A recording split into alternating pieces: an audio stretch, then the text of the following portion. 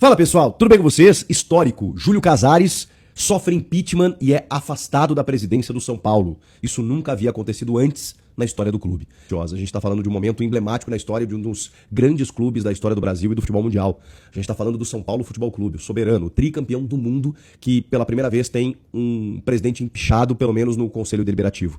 Ainda não é definitivo, porque depende do aval do sócio, o que, convenhamos, aí é uma opinião, deve acontecer. Inclusive, passar pelo Conselho era mais difícil, porque a gente sabe que dentro da política do clube associativo, o presidente, o dirigente, ele consegue construir os seus apoios lá, muitas vezes não de forma justa, e sim de forma política, com troca de favores, e isso acontece. Muitas vezes o cara se mantém no poder por conta disso. Entre os 254 conselheiros, nem todos foram votantes nessa noite, teve um número menos do que isso, acho que 223, se não me engano. O Júlio Casares teria que ter, para que ele sofresse o primeiro ato do processo de impeachment, 170 conselheiros, ou seja, o que representasse 2/3 da votação do total do conselho. E ele teve 188 votos, contra 47 contra 47, na verdade, que votaram contra o impeachment, né, a favor do presidente, e 2 votos em branco. 188 conselheiros votaram a favor do impeachment, e com isso o impeachment começou a ter o seu processo aberto. Como eu disse, em 30 dias o Conselho Deliberativo do clube agora precisa marcar uma nova Assembleia Geral para que o associado, para que o sócio do clube vá lá e referende ou não esse impeachment do presidente. Claro que cada clube tem a sua regra, o seu estatuto, mas é muito semelhante com o que aconteceu no Corinthians no ano passado, quando a gente acompanhou a destituição do cargo do então ex-presidente Augusto Melo.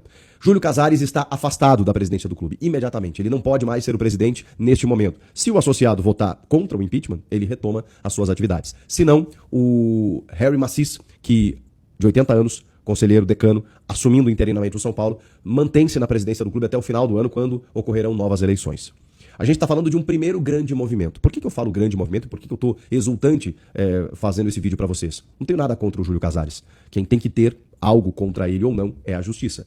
E ele se defende e tem direito à ampla defesa em alguns inquéritos, em algumas denúncias. E esse é o grande problema. A gente está falando de um presidente com vários problemas contra si, com várias irregularidades já deflagradas nos últimos tempos, com investigações que vão desde a Polícia Civil ao Ministério Público, com desvios de dinheiro dentro do clube, que podem ou não ser comprovados ali na frente, com um esquema para vender camarotes de pessoas ligadas ao presidente, inclusive da sua ex-mulher, que trabalha que tem um cargo lá cultural dentro do clube. Eu não sei exatamente dizer o que isso significa na prática, mas a gente sabe, né, que muitas vezes vira um cabide de emprego.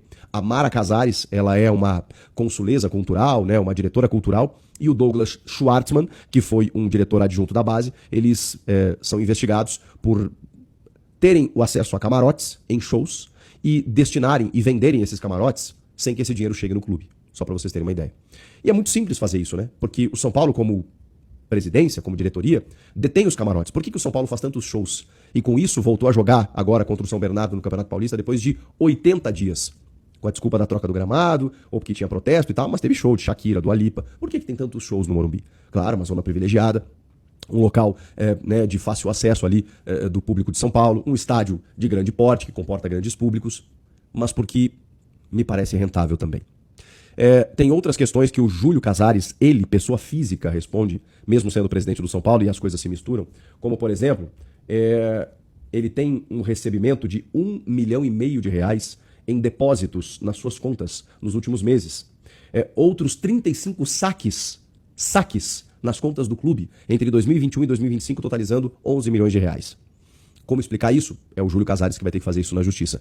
Tudo isso, além de outras denúncias, outras irregularidades, venda de jogadores da base de valores inexpressivos e injustificáveis, muitos até inexplicáveis, já apontavam para uma gestão temerária.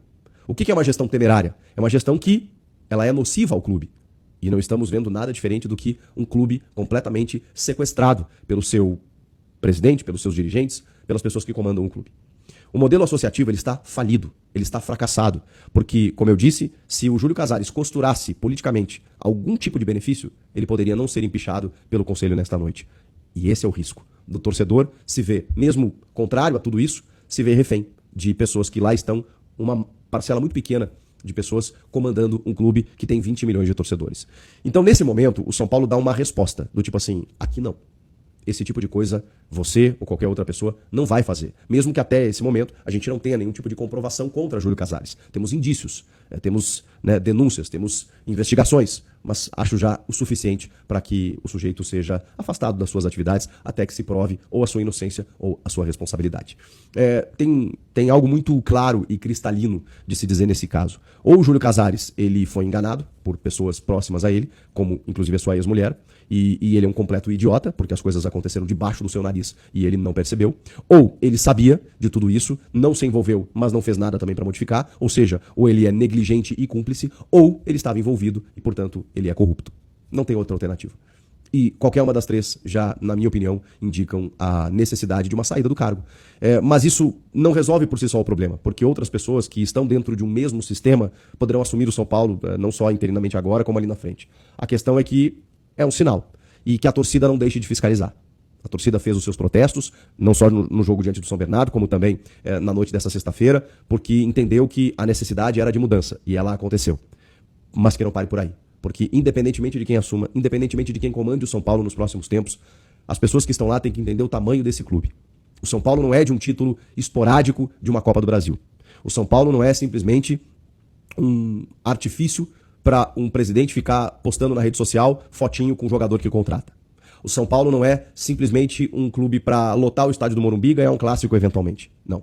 O São Paulo é muito, muito, muito grande. E precisa ser respeitado como tal. E, infelizmente, as pessoas que comandam o São Paulo não pensam no São Paulo. Pensam no próprio ego, no próprio umbigo, na própria vaidade, nos louros que ser presidente ou dirigente de um clube, de uma instituição desse tamanho, lhe traz.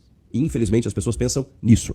Mas o torcedor vem amargando nos últimos anos chacotas, eliminações bizarras, times ruins, porque se reflete no campo. É óbvio que se reflete no campo. E enquanto isso não mudar, vai continuar se refletindo no campo até o São Paulo acabar rebaixado. Os caras não vão se satisfazer enquanto o São Paulo não for rebaixado. É o que parece. Então, que tipo de torcedor é esse? Que tem a oportunidade de comandar o clube e coloca o clube no buraco, aumentando a dívida, rifando a base e deixando a instituição, a imagem da instituição nessa situação. Eu lamento demais, porque o São Paulo é muito grande para viver esse tipo de coisa, mas celebro de que, pelo menos, existe um controle. Um controle que precisou da pressão da torcida, da imprensa, para que os conselheiros, muitos deles trocando de lado nos últimos tempos, pensassem, não dá mais. A gente não pode ficar do lado desse cara porque, enfim, a gente precisa de uma mudança. E ela começou a acontecer. Vamos ver se o torcedor, se o associado, referenda e se não para por aí, porque é preciso cavocar ainda mais. A gente descobriu algumas coisas, mas provavelmente tem muito mais debaixo do tapete. Comenta aqui, inscreva-se no canal, eu volto na próxima. Valeu, tchau, tchau.